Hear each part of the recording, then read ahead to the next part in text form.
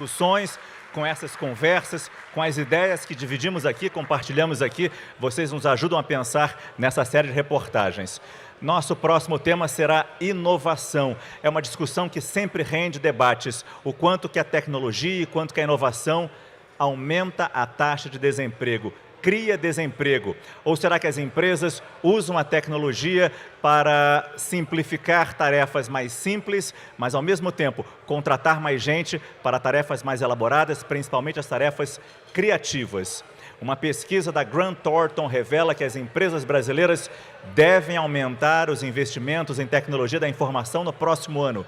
Ou seja, o Brasil está no topo, em segundo lugar, para ser mais específico, na vontade de investir mais em tecnologia. E para discutir este tema, inovação para a transformação, motor para a economia, eu chamo ao palco Eduardo Chedid, CEO do PicPay.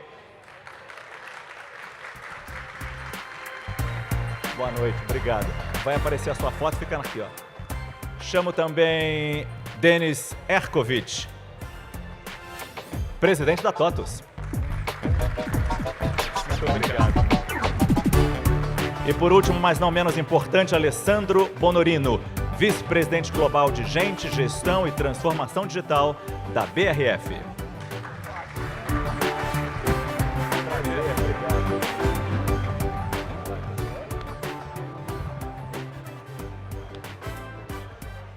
De novo, o nosso tempo deve ter sido reduzido porque o painel acabou estourando, mas definitivamente a tecnologia vai nos ajudar. E eu começo com você, Eduardo, por favor.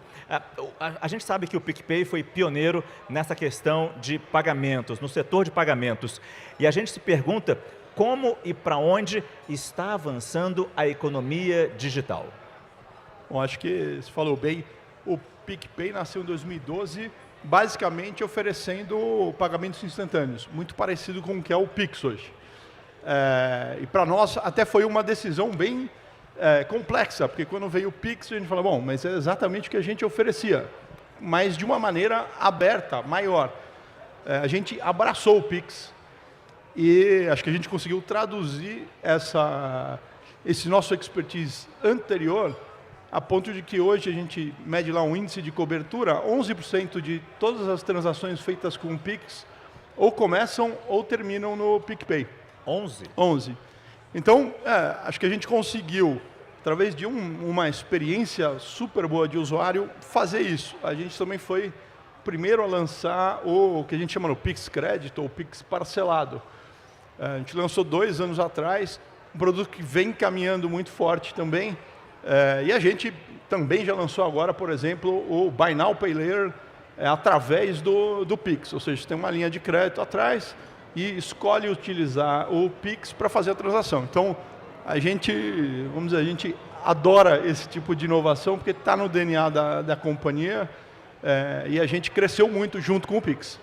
Muito se pensa na segurança desse tipo de transação, inclusive na segurança do próprio Pix. Como é que a inteligência artificial, como é que as novas tecnologias garantem, e acho que devo dizer, garantem ainda mais a segurança? Eu acho que até tem eu acho que é exagerado o holofote que se coloca em segurança sobre o Pix. Insegurança a gente tem em vários aspectos aqui no Brasil. O Pix, como é um produto que avançou muito, obviamente, ele também traz isso. Mas a gente tem usado exatamente a inteligência artificial para...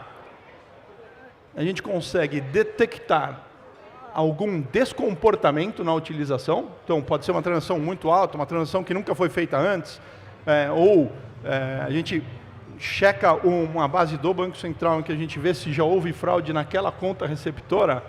E, através disso, a gente gera um alarme e daí, gerando esse alarme, a gente faz com que a pessoa utilize biometria, ou seja, a sua face, e aqui no Brasil tivemos que ir para um segundo estágio, que é o chamado liveness, que a pessoa tem que movimentar a cara para a gente saber que ela está viva e não é um papelão. Então, a gente faz isso aliado a muita educação do cliente. E a gente também, uma coisa incrível, aqui no Brasil a gente teve que lançar uma coisa que só aqui no Brasil acho que lançaram, que chama de modo seguro. Porque as pessoas hoje têm medo de sair com o celular, com o seu app de banco. Então, esse modo seguro faz com que você define os locais que você acha que são seguros. Então, no meu caso, é a minha casa, o escritório do PicPay, uma casa que eu tenho no interior. Nesses locais, eu tenho tudo liberado. Quando eu estou fora, através de geolocalização, uma série de coisas ficam invisíveis. E eu também consigo, fora dos lugares seguros, colocar um limite muito mais baixo para a transação. Então, no final, aqui no Brasil, a gente tem que realmente fazer mágica para conter essa insegurança. Mas no final das contas, a gente corre atrás do bandido. A gente tenta correr na frente do bandido. Às vezes a gente consegue, às vezes a gente tem que recuperar. Deixa eu virar agora a conversa um pouco para o Denis, da TOTUS. A gente sabe que a TOTUS é especializada em criar softwares de gestão empresarial. Até que ponto a inteligência artificial já faz esse trabalho, Denis? Ou como vocês usam a inteligência para aprimorar ainda mais os serviços de vocês? Boa noite. Boa noite a todos. Na verdade, para nós, a inteligência artificial ela é uma grande ajuda. A gente não vê, pelo menos no curto ou médio prazo, a inteligência artificial substituindo, por exemplo, as pessoas em boa parte das atividades. O que a inteligência artificial deve fazer é tornar exatamente essas pessoas com capacidades muito maiores do que o que elas têm hoje. Então, obviamente, atividades que sejam mais simples, atividades que sejam repetitivas. O Chedi aqui acabou de comentar, por exemplo, na identificação de fraudes, que não acontecem somente dentro do Pix, por exemplo. Nós temos dentro da TOTUS uma infinidade de clientes no setor de saúde, é um setor que tem um volume de fraudes altíssimo.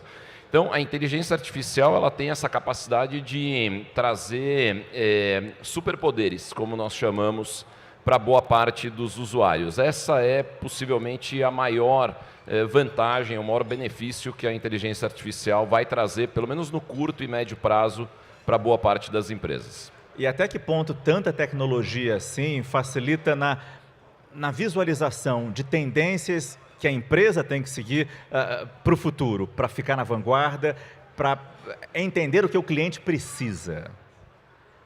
Esse é mais um desses superpoderes, ou seja, quando você tem essa quantidade de informações incrível e uma volatilidade cada vez maior em todos os mercados, uma fluidez cada vez maior, o próprio presidente do Banco Central mostrou aqui uma quantidade quase que infinita de dados, para você conseguir ter um entendimento muito rápido e preciso de tudo isso que tem acontecido, e obviamente que isso não acontece só no aspecto macroeconômico, isso acontece também no micro, né, no dia a dia das empresas, quando você precisa analisar tendências das tuas vendas, tendências dos teus resultados, respostas que o teu cliente dá na ponta em termos de satisfação, desejos, necessidades. Tudo isso, você ter uma tecnologia como a inteligência artificial, que te dá exatamente esse poder de análise e de identificação de padrões cada vez maior, isso tudo certamente pode trazer uma vantagem competitiva para quem aplicar essa tecnologia muito grande. E não apenas na TOTUS, mas em outras empresas. Como se atualizar? Como estar atualizado frente aos avanços que são tão rápidos? Contratar cada vez mais gente jovem. Qual é o segredo para não ficar para trás?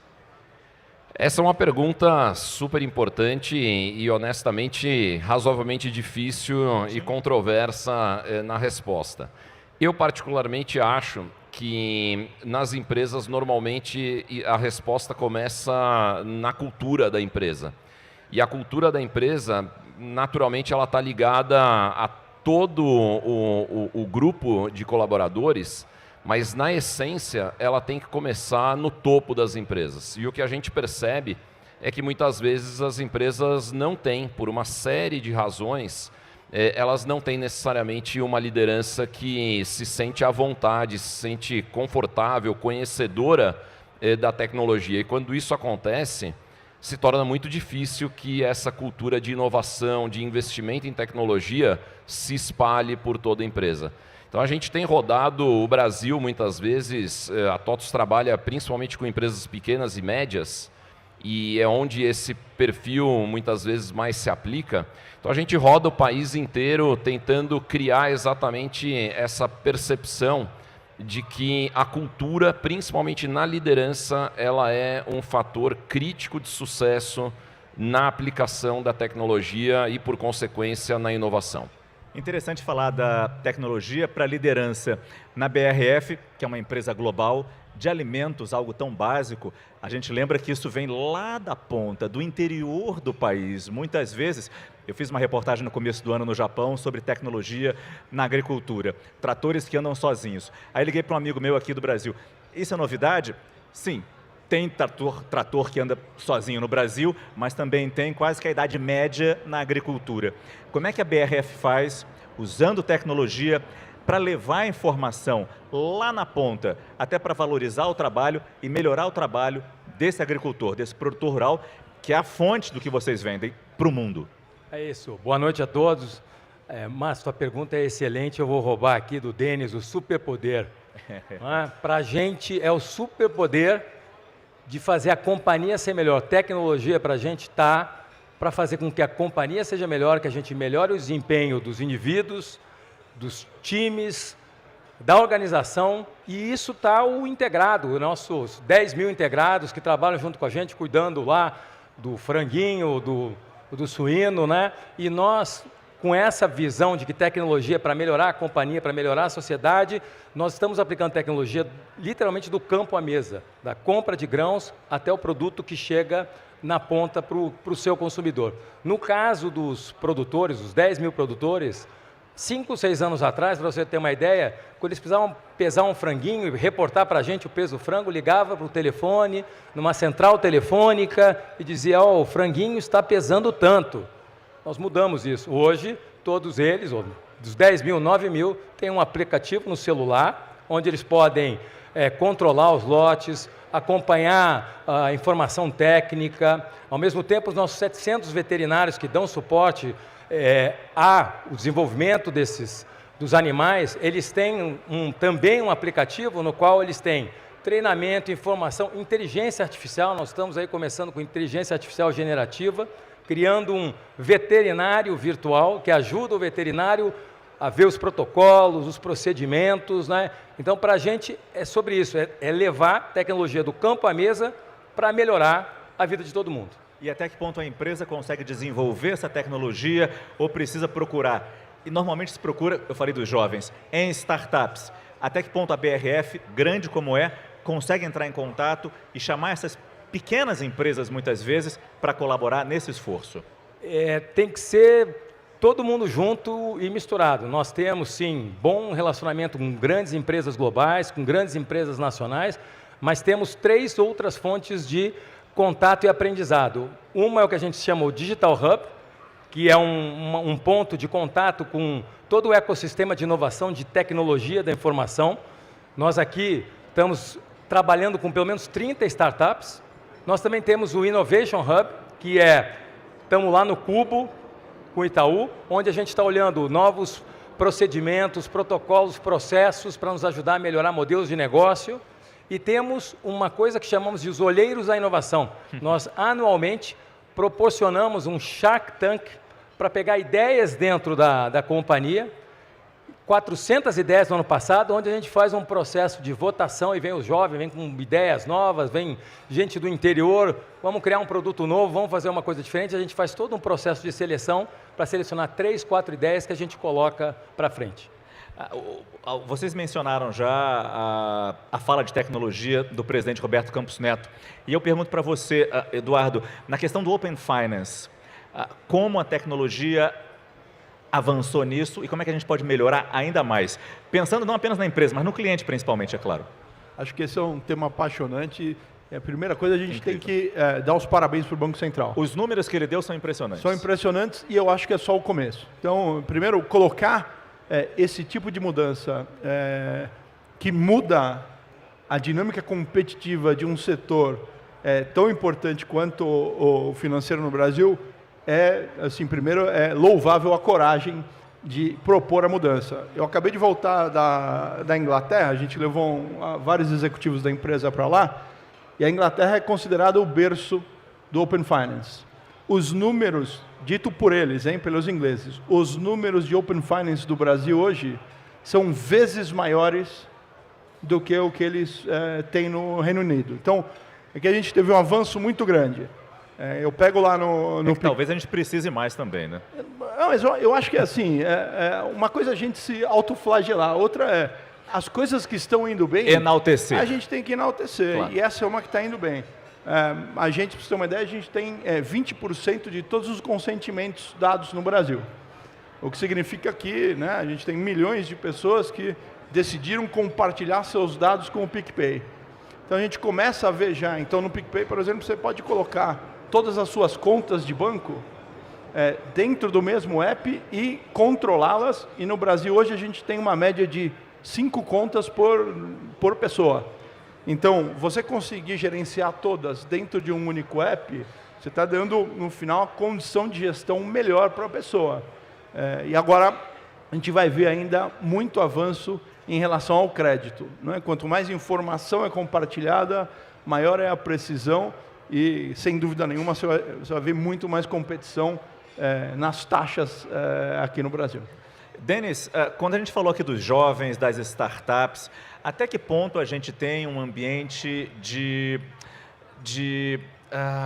formação correto, ou pelo menos que incentive esse jovem a entrar e entrar bem nesse mercado? O que precisa melhorar? Eu lembro que durante a pandemia falavam, está faltando tecnologia da informação, profissional de tecnologia da informação, estão trabalhando para empresas lá fora, online, de casa, largaram seus empregos de empresas brasileiras e indo trabalhar lá fora. No que isso é um gargalo ainda para a gente, ou se isso já começou a voltar ao normal? E também em termos de qualidade desse profissional.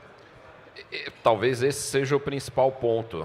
A qualidade, na prática, o que ela traz como problema é que há uma divergência muito grande, uma diversidade muito grande entre profissionais que são de classe global e realmente podem trabalhar, seja do Brasil, seja de qualquer lugar do mundo, para as melhores empresas do mundo, mas você tem uma base da pirâmide, e mesmo o meio da pirâmide, que fica muito abaixo da média mundial. E isso, obviamente, traz um problema, porque a maior parte das empresas de tecnologia brasileiras, elas são empresas que precisam de profissionais com um certo grau mínimo de preparação.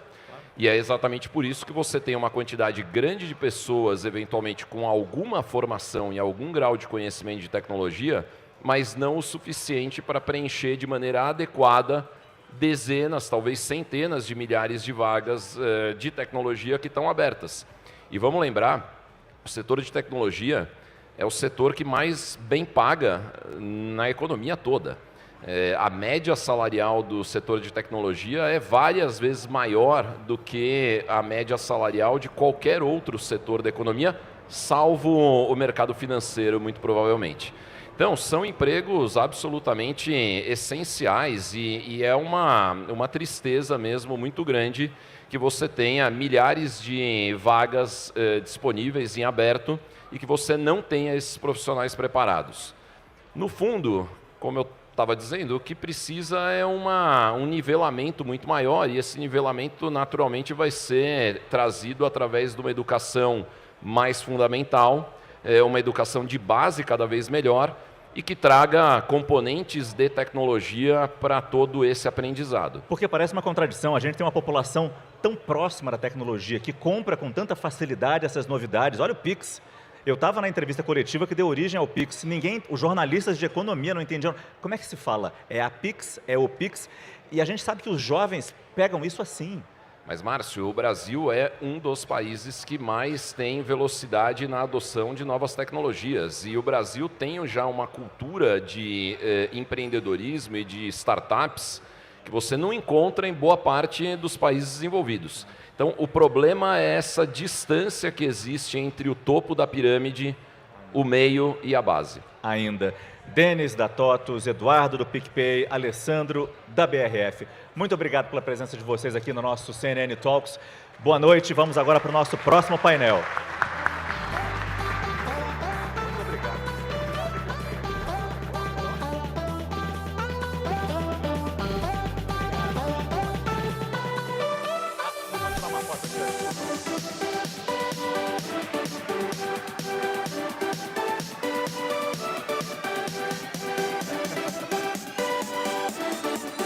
Gente, obrigado mais uma vez. Boa noite. Obrigado. Pessoal, vamos agora para o nosso segundo e último painel da noite.